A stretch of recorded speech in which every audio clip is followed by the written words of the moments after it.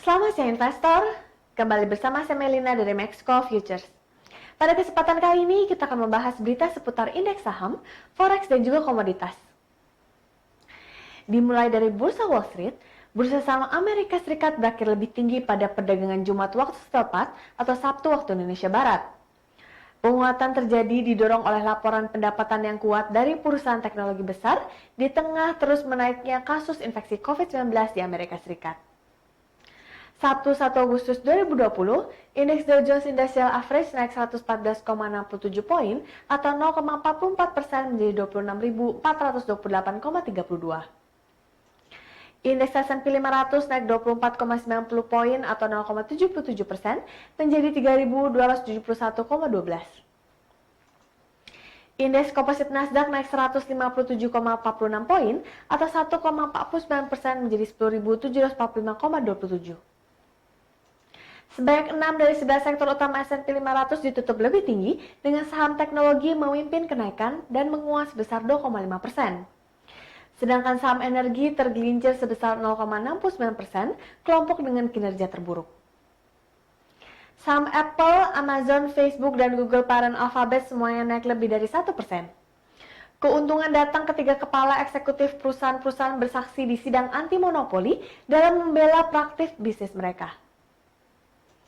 Saham Facebook dan Amazon menguat setelah masing-masing perusahaan melaporkan hasil kuartalan yang lebih baik dari perkiraan. Di sisi lain, Departemen Perdagangan Amerika Serikat melaporkan ekonomi Amerika Serikat terkontraksi cukup tajam, yakni tercatat sebesar negatif 32,9% di kuartal kedua tahun 2020. Pelemahan yang sangat dalam tersebut menunjukkan bahwa virus corona telah memicu resesi ekonomi di negara tersebut, terlebih kasus infeksinya terus meningkat hingga saat ini. Kondisi ini merupakan penurunan terdalam sejak pemerintah Amerika Serikat mulai membuat catatan pertumbuhan ekonomi pada tahun 1947.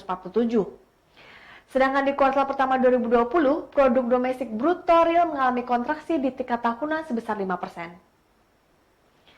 Penurunan PDB real mencerminkan penurunan pengeluaran konsumsi pribadi, ekspor, investasi swasta, investasi tetap non-perumahan, investasi tetap perumahan, dan pengeluaran pemerintah negara bagian dan juga lokal.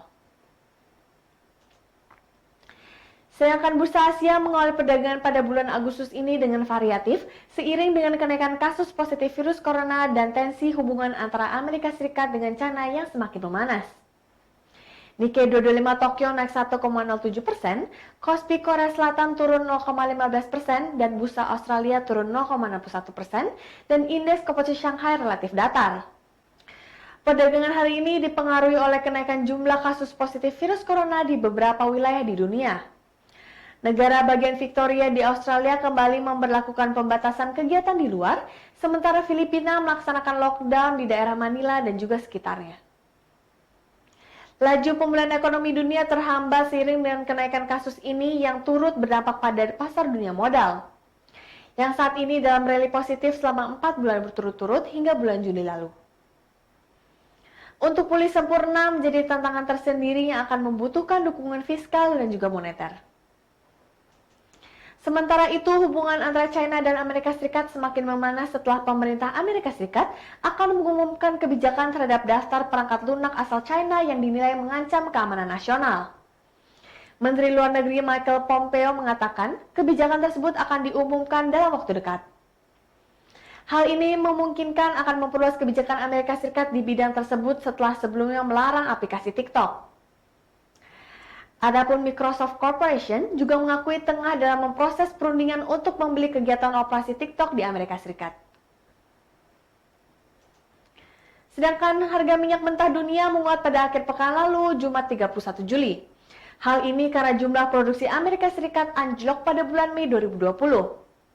Minyak mentah berjangka Brent tercatat naik 37 sen atau 0,9% menjadi 43,31 dolar Amerika Serikat per barrel.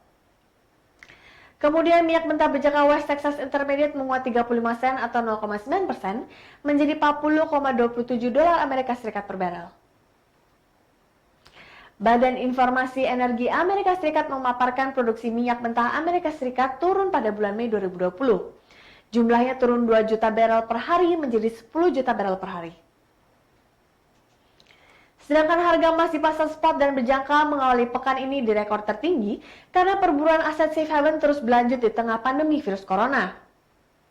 Berdasarkan data Bloomberg, harga emas di pasar spot menguat 0,6% ke level 1.988,40 dolar per troy ounce dan diperdagangkan pada kisaran 1.982,07 dolar pada pukul 6:53 waktu Indonesia Barat.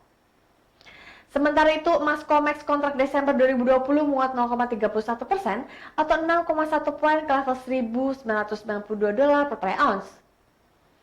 Emas COMEX sempat menyentuh level tertingginya di posisi 2009,5 dolar per troy ounce.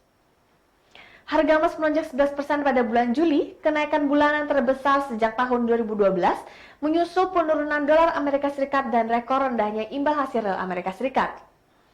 Analis kini mempertimbangkan alternatif investasi di tengah pandemi seperti utang pemerintah, kredit, dividen saham, dan juga emas. Krisis kesehatan telah mendorong sejumlah stimulus yang belum pernah terjadi sebelumnya untuk menopang ekonomi, termasuk suku bunga yang lebih rendah. Ini menjadi keuntungan tersendiri bagi emas yang tidak menghasilkan bunga. Sementara itu, analis Commonwealth Bank of Australia Vivek Dar mengatakan penurunan imbal hasil real obligasi 10 tahun Amerika Serikat menjadi pendorong paling penting dalam pergerakan emas karena keduanya berbanding terbalik. Sekian berita seputar indeks saham, forex, dan juga komoditas untuk hari ini. Saya Melina pamit undur diri, terima kasih dan sampai jumpa lagi.